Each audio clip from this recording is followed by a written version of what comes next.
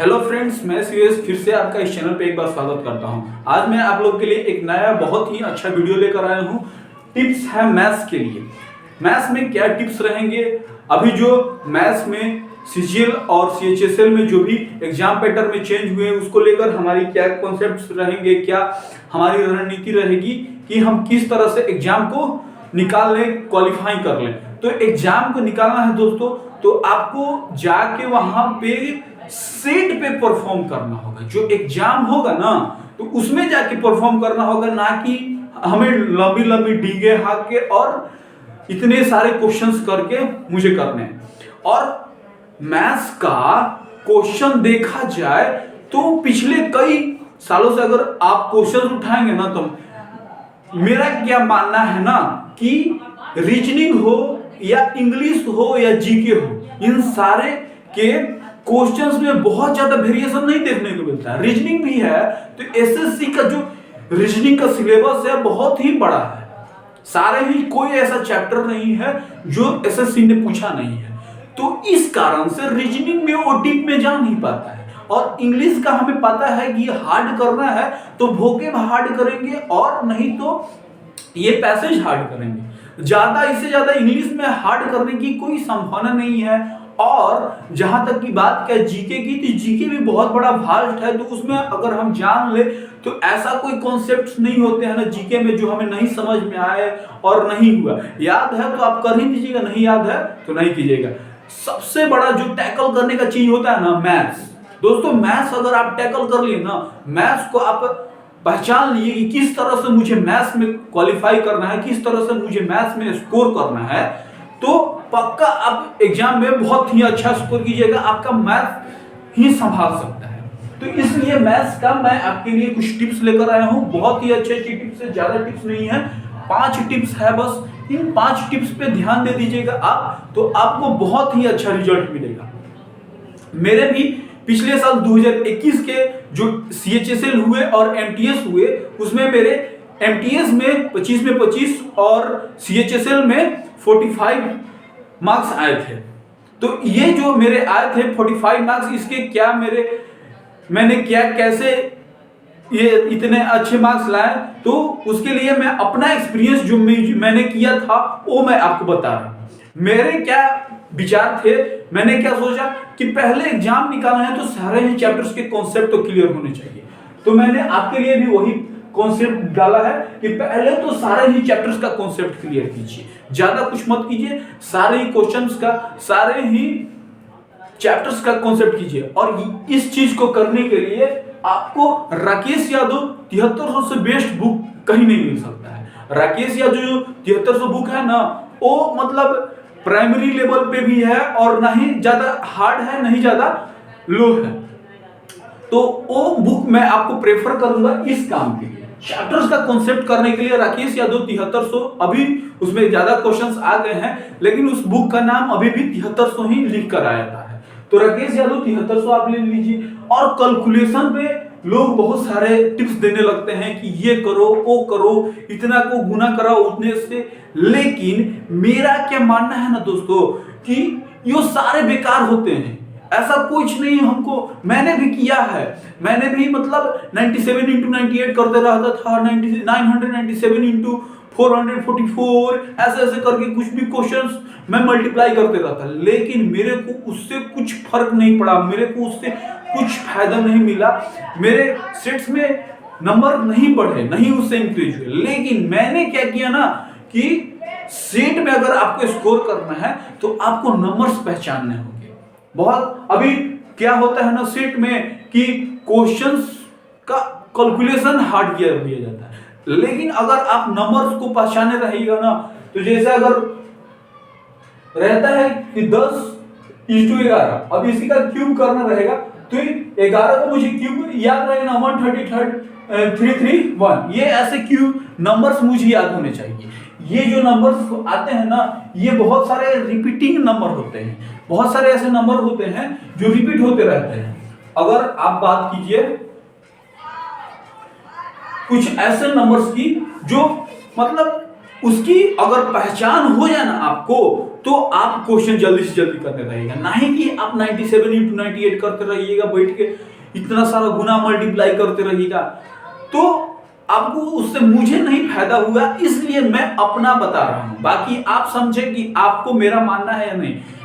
मेरा क्या मानना है कि मुझे उससे फायदा नहीं हुआ, मुझे नंबर्स को पहचानने से, क्वेश्चंस को पहचानने से मुझे ज्यादा फायदे हुए, इसलिए मैं भी आपको बोलूंगा कि उतने करने की कोई जरूरत नहीं है। आराम से 20-25 तक आप टेबल पहाड़ा याद कीजिए, और स्क्वायर याद करना है तो 50 तक स्क्वायर याद कीजिए, और 30 तक क्यूब याद कीजिए। उससे ज्यादा मैं आपको कुछ नहीं बोलूंगा।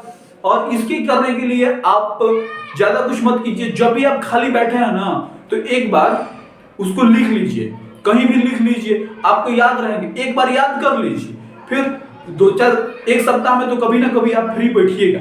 जब फ्री बैठिएगा ना, तो उसको लिख लीजिए एक बार, तो लिख लीजिएगा तो वो आपको रिकॉल हो जाएगा, आपको याद रहेगा लंबे टाइम तक। ऐसे जब करिएगा ना, तो आपको लंबे टाइम तक याद रहेगा। और इन सारे प्रोसेस को करने के लिए आपके अंदर कंटिन्यूटी तो होना चाहिए।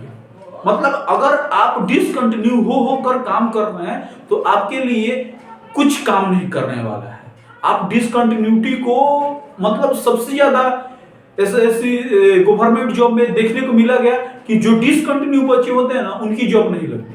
तो डिसकंटिन्यू तो हमको होना ही नहीं है, कंटिन्यूटी बनाए रखनी है। ऑनलाइन का एक सेट तो पूरा लगाना ही है डेली। कंटिन्यूटी को बरकरार रखने के लिए ऑनलाइन सेट जो है ना, वो आपके लिए बेस्ट होगा। क्यों? क्योंकि जब भी मैं ऑफलाइन हो या ऑनलाइन जो सेट लगाता हूं पूरा वाला, तो उसके बाद क्या होता है ना कि मेरे अंदर से एक फील आता है कि मैं आज यहां पे क्वेश्चन नहीं कर पाया, इस चीज को मुझे करने हैं। अगर मेरे सामने अगर कुछ ऐसे इंग्लिश के क्वेश्चंस आते हैं जो नाउन से हो और मुझे फंस गए, तो मेरे अंदर क्या रहता है ना कि नाउन्स वाला मुझे जो भी क्वेश्चंस मैंने करके रखा है, जो भी कॉन्सेप्ट्स मैंने पढ़ के रखा है, तो उसको एक बार मैं देख लूं, उसको मैं एक बार पढ़ लूं, तो ऐसे करके मेरे नाउन्स की कॉन्सेप्ट उस दिन क्लियर करने रहते हैं। तो मेरे अंदर एक माइंड में ये भावना रहती है, एक बात रहती है कि मुझे ये करना है। तो जब वो बात रहेगी ना, तो आप उस दिन वो काम कीजिएगा। लेकिन अगर सेट नहीं लगाइएगा ना, तो आपके अंदर ये कुछ बात ही नहीं चलेगा कि मुझे इस चैप्टर को कर लेना है, इस चैप्टर को ऐसे करके देखना है, इस चैप्टर को इसमें क्या क्या प्रॉब्लम आ रही है मेरे को, ये सारी जो बातें रहती है आपके माइंड में नहीं चलेंगी। इसलिए सेट्स लगाना एक पूरा वाला पूरा जरूरी है। उसके बाद मेरे क्या देखा कि वेरिएशन जो होता है, जो वेरिएशन बहुत ज्यादा, कभी क्वेश्चन डिफिकल्ट आ गया, कभी क्वेश्चन आसान आ गया, ये जो होता है ना, ये केवल मैथ्स में होता है और बाकी किसी में उतना नहीं होता है। और इसके लिए 2 ऑफलाइन सेट जरूरी है।